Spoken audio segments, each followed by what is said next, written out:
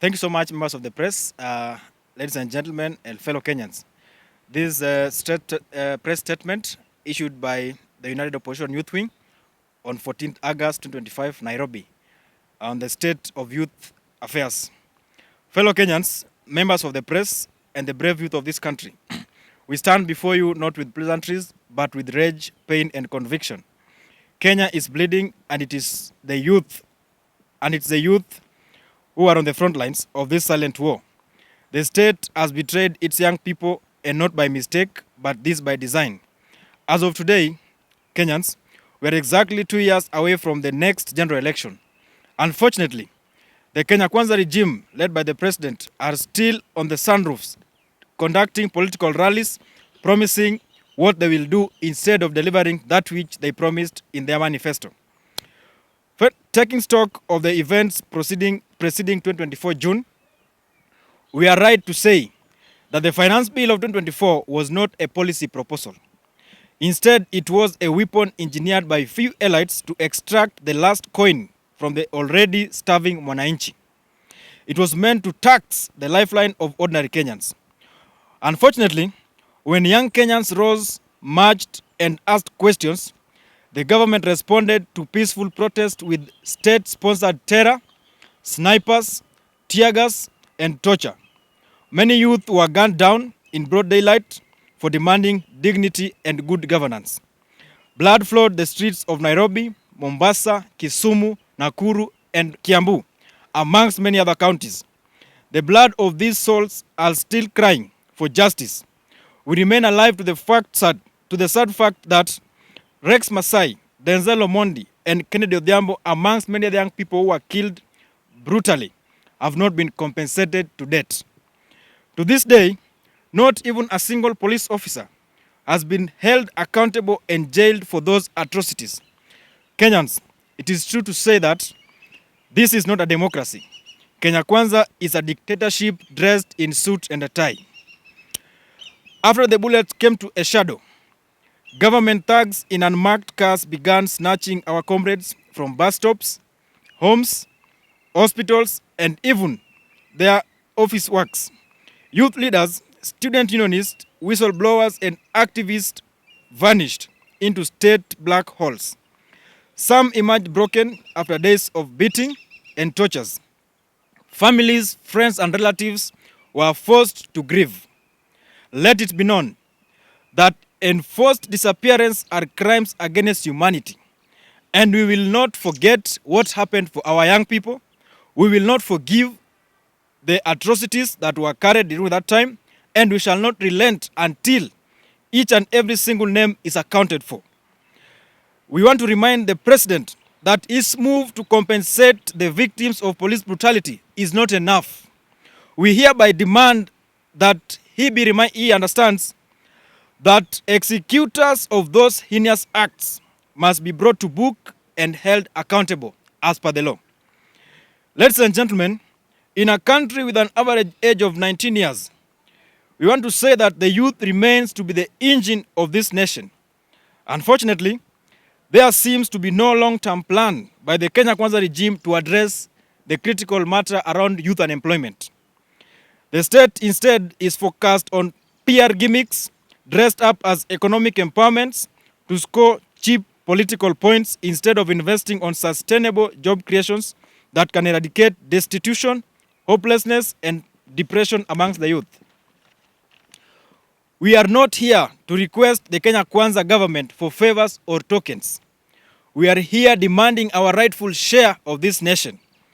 And we want to state categorically that we are prepared and ready to take ownership of this country. We've got serious assignment with the future, and Kenya Kwanza regime will not deter us. Comrades, power. Power. Comrades, we take note that some Kenya Kwanza mandarins have issued threats that they will arrest His Excellency Rigathi GACHAGUA upon his arrival back into the country. We want to categorically state that we are aware of that plan, we know what they are capable of doing, and we are ready for anything.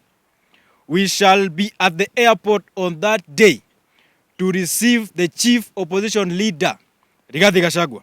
And if they want to arrest him, Let them come with enough lorries to arrest all Kenyans. Comrades, power. Power. Comrades, power. Power. Thank you all. That is us. And on this press, we have leaders from different political parties that forms the United Opposition. We have Wiper Patriotic Front. We have Democratic Action Party of Kenya. We have Democracy for Citizens Party. We have DP. We have People Liberation Party. And we have the Jubilee Party. Members of the press, at that point, maybe if there's questions, and my colleagues will chip in to respond. This is Felix from Kenya News Alert. The only question maybe I would like to ask you is about that point of arresting Rigathi Gachagua.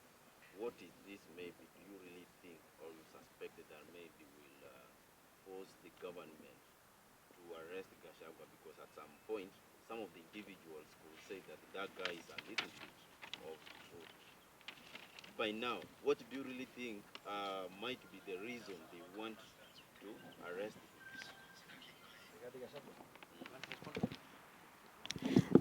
Oh, well, we're living in a nation where you don't really need a legal reason to arrest somebody.